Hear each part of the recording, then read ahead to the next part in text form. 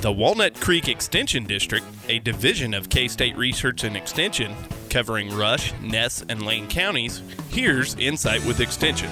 Now's the time of year for gardeners to be thinking about where they are going to get their plants when they can get back outside. As we noticed earlier this week, January can be a cold, dreary month. However, planting for and starting vegetables and flower transplants from seed can make this a much more interesting time of year. Here are some suggestions to be successful in starting seed. First off, purchase recommended quality seed. Your local extension office can get you a list of recommended varieties. These plants have proven themselves across the state of Kansas. However, you can also talk to your neighbors, friends, and garden center about what has worked well for them. Obtain your seeds from a reputable source, including garden centers and seed catalogs. If choosing seeds from a business that does not specialize in plants, such as a big box store, pay special attention to the package date to make sure the seed was packaged for the current year.